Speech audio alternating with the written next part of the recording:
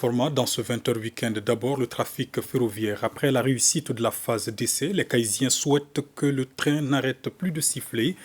Cap sur la cité des rails pour entendre le cri de cœur des populations. Beaucoup insistent sur la bonne gestion du secteur. Kansuto Kanoté. C'était l'euphorie totale dans toutes les gares où le train spécial Autorail 2207 est passé jusque dans la cité des rails à 2h50 le jeudi 14 juillet 2022.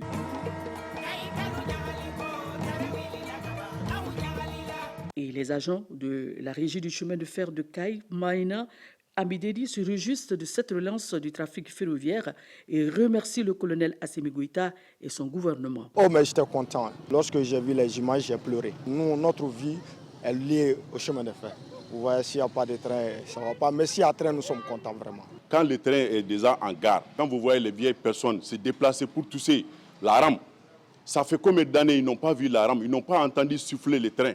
Quand le train siffle à la gare de Caille, vraiment, ils ne savent même pas quoi faire. Entre le Casso et le train, c'est toute une histoire. Casso, pour lui, le train, ça l'appartient. C'était comme un enfant de Casso. Au moment où nous assistions toujours au baptême, les bénédictions qu'on faisait, c'est que ton enfant soit un cheminot, son enfant soit un enseignant.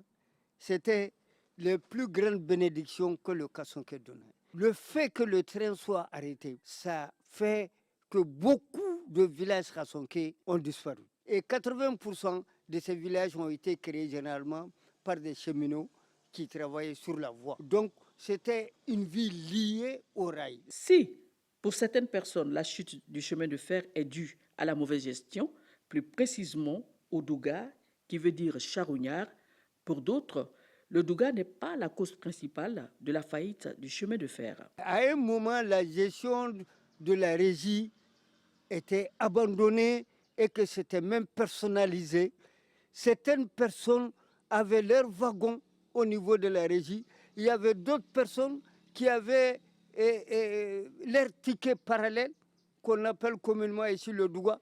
Donc, ces recettes ne tombaient pas au fond de la régie, ce qui a fait que, et sans oublier le nombre de litres de gasoil qui a été volé pour aller revendre à des villes prix, voilà ce qui a réellement créé la chute de la régie du chemin de fer. Et surtout, tout le problème est né à partir de l'huile fina qui a bougé tous les locomotives qui étaient là-bas. Pourquoi on est parti en faillite? C'est des directeurs étrangers qui sont venus au niveau de l'État, qui ont mis l'entreprise à genoux. Il avait un directeur, il a mené 8 machines, plus 2 autres machines. On avait 22 machines. On s'est retrouvé aujourd'hui à peu près à 2 machines. Qu'est-ce qui a amené ça? Il faut faire l'audit. Ce directeur a amené du gasoil qui n'était pas en conformité avec les machines. Et les machines se sont arrêtées. Donc il faut situer les responsabilités. Pour la population, c'est les cheminots qui ont foutu le chemin de fer. Non, c'est les dirigeants venus de l'État qui ont foutu le chemin de fer. Donc il a une nécessité de faire le constat. Parce que tout le monde parle de douga. On a voulu noyer le poisson dans l'eau. Ce n'est pas le douga qui a fait chuter le chemin de fer. Pas du tout, pas du tout. Et un wagon ou une citerne qui quitte Dakar à Bamako, une seule citerne, la moyenne qui fait rentrer au chemin de fer, ça fait au moins 1 million de francs CFA. Donc ce n'est pas le trafic voyageur. Le trafic voyageur a été toujours subventionné par l'État. C'est le trafic marchandise qui fait avancer le chemin de fer. Parce que l'argent, le transport, le prix du transport que le chemin de fer devrait avoir, n'ont pas eu. Pour quelles raisons? Il y avait des titres transmis, c'est-à-dire il y avait certains opérateurs économiques. On les avait donné la faculté de payer leur prix de transport par mois par la caution bancaire qu'on appelle le TCF et d'autres opérateurs économiques qui ont la possibilité de payer leur transport. Un mois, le chemin de fer transport, ils présentent la facture, ils payent moyennant un certain pourcentage. C'est ces dû-là que le chemin de fer n'a pas eu. Voilà pour la raison pour laquelle le chemin de fer est parti en fait. Et puis il y a le transport administratif, il y a le transport militaire, il y a le transport des élèves. Tout ça, c'est le chemin de fer qui prend en charge.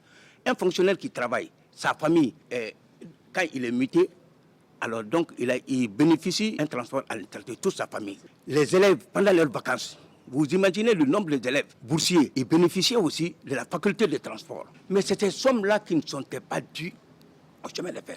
Pour avoir ça, ce n'était pas facile. Le jour où les rails là ont été posés, c'est à partir de quoi? On va dire les travaux forcés. Qui était là? C'est les hommes, il n'y avait pas de machines. Donc croyons en nous, donnons-nous la main, faisons revivre ça. Ça ne donne rien. Les trains, les rails font une complémentarité avec la route. Quand on va vers les capacités, en tout cas d'approvisionnement du Mali, le train peut faire 3 500 000 tonnes par an. Je crois que si cela était, c'est que c'est comme si nous sommes au bord de la mer. Et si la route aussi faisait pour ça, alors ce serait bien pour le Mali. Quand on passe souvent par cette voie, on a tendance à pleurer quand on voit ces populations misérables. Donc je vais en appeler à des gens pessimistes, ceux qui sont sceptiques, c'est-à-dire de nous retrouver, de croire et que donnons-nous la main à pouvoir faire revivre ce joyau-là. Le chemin de fer étant un outil de désenclavement régional, national, que faut-il donc faire pour que cette relance du trafic ferroviaire, dont la phase essai blanc a été effective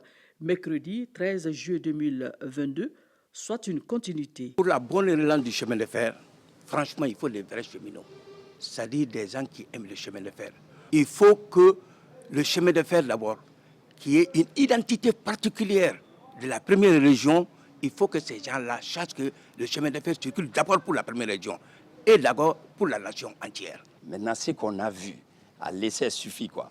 Pour moi, nous devons changer aussi, changer de comportement pour que le Mali nouveau que nous cherchons tant. Donc, commence par d'abord nous-mêmes. Il faut que nous nous mettions en cause, nous nous remettions en cause d'abord pour permettre, faciliter, c'est-à-dire à ces autorités, c'est-à-dire de mettre le Mali sur cette voie, c'est-à-dire du renouveau et du Mali nouveau.